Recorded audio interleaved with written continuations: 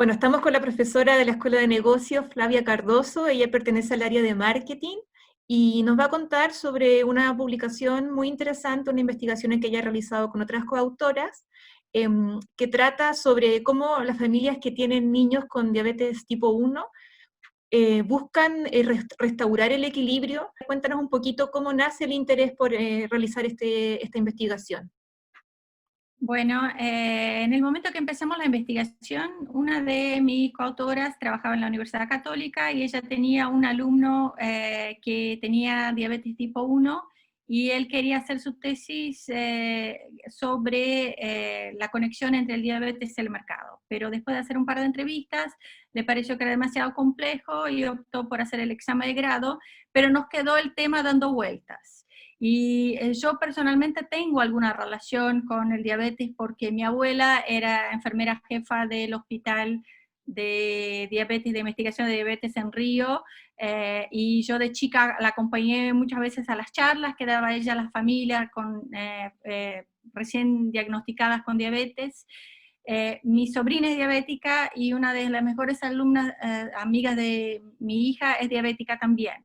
Así que he tenido algunas instancias de experiencia con esto, he tenido un caso de una sobredosis de insulina de una niña que se inyectó con una cantidad de insulina imaginando que se iba a comer toda una torta y después no le gustó la torta y entonces hay que tomar medidas inmediatamente.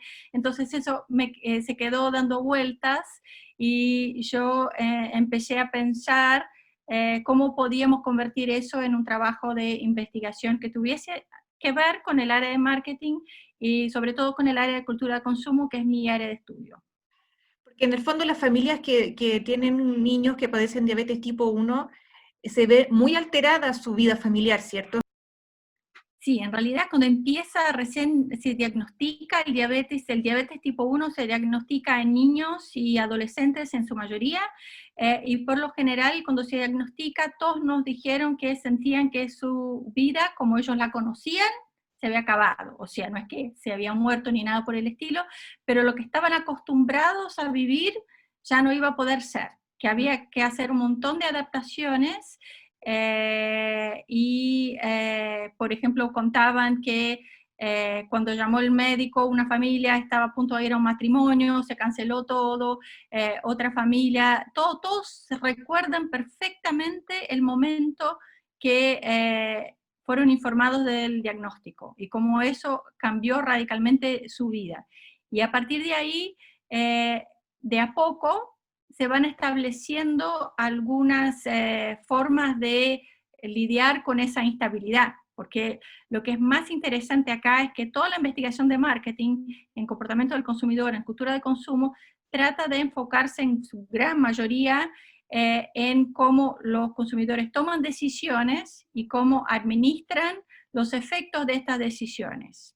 Y acá es justamente una instancia que nosotros llamamos de disrupciones no planificadas y no planificables, que son disrupciones en la vida que vienen abruptamente y que uno no puede, no sabe cómo lidiar con eso. Entonces, cómo esas personas buscan la forma de restablecer el equilibrio familiar y tener una vida sana y feliz, Mm. dada la imposibilidad de planificarlo.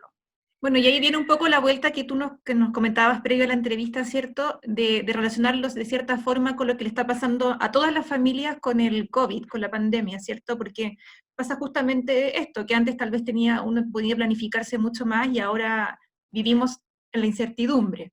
Entonces ahí hay una relación en nos hemos ido obligado a adaptarnos a la pandemia. Sí, en realidad un montón de artículos en los medios, en investigaciones, dicen que la vida de las familias ha bajado el ritmo por el COVID. Y nosotros lo que vemos es que para mucha gente, sí, probablemente bajó el ritmo, pero algunas familias están con la situación de vida mucho más precaria, una situación mucho más, con mucha más ansiedad, y la vida está mucho más acelerada que otras familias. O sea, no debemos tomar como sentado que las familias, todas las familias están lidiando con la crisis del COVID de la misma forma. Por ejemplo, las familias que tienen un miembro de la familia con alguna enfermedad crónica, como es el caso del diabetes tipo 1, pero también puede ser el caso de otro tipo de enfermedades que están relacionadas con el COVID.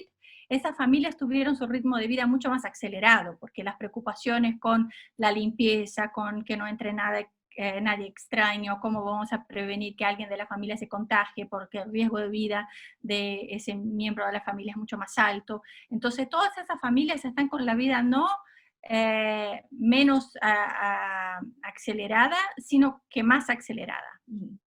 Exacto.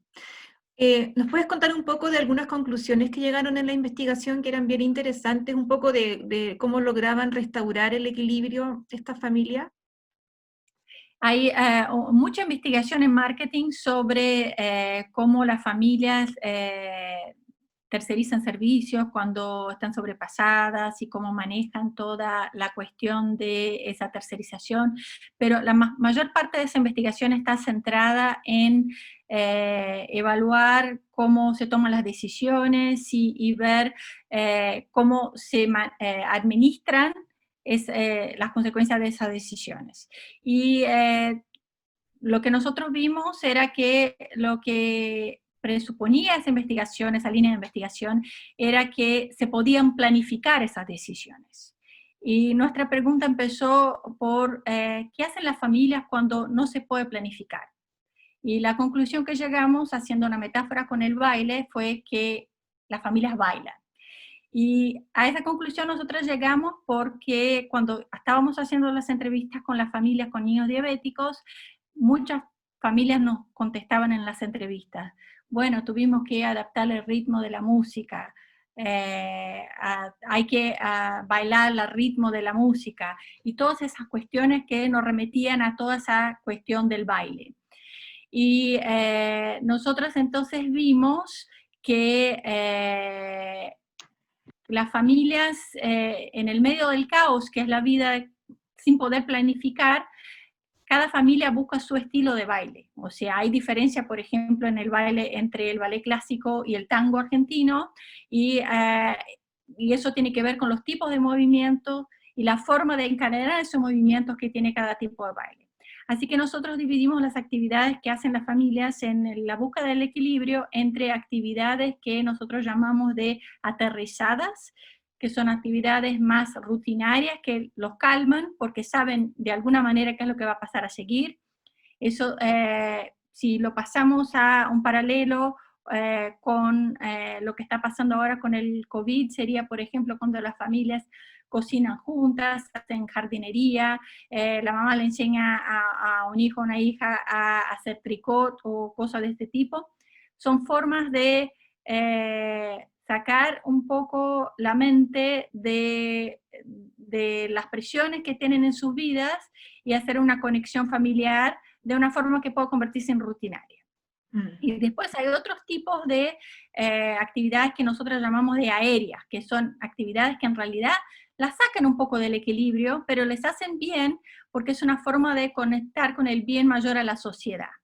En el caso de diabetes, por ejemplo, es cuando familias organizan ONGs y participan en charlas en colegios a otras familias que están pasando por el proceso, pero en el caso del COVID nosotros vimos que eran las situaciones cuando, por ejemplo, la gente decide aplaudir a los empleados de salud, o cuando se dona plata a la gente que recolecta la basura, o como hicimos en mi condominio, que donamos todas las cosas que teníamos en la casa que no usábamos a una organización, quizás algún tipo de recolección de canastas básicas para otras familias. Entonces, aunque eso no solucione nuestros propios problemas, hace con que nos sintamos apoyados por un grupo mayor de personas y perteneciendo a una sociedad, a pesar de que a veces nos sentimos excluidos en algunos Como que momentos. le da un propósito finalmente, tiene como un sentido de Exactamente. propósito. Exactamente. Súper interesante. No sé si hay algo más que quieras agregar antes de finalizar la entrevista. Sí, nosotros terminamos nuestro trabajo diciendo que en el caso del diabetes, pero eso se aplica también al COVID, que quizás eso nos sirva para entender un poco mejor cómo podemos, con pequeñas medidas de políticas públicas, ayudar a las familias a solucionar sus problemas. O sea, en lugar de decir a la gente cómo tiene que bailar, ayudarles a recolectar los elementos que los ayudan a bailar, cómo recuperar la energía, el tiempo, cómo enfocarse en cómo tener esperanzas con el futuro.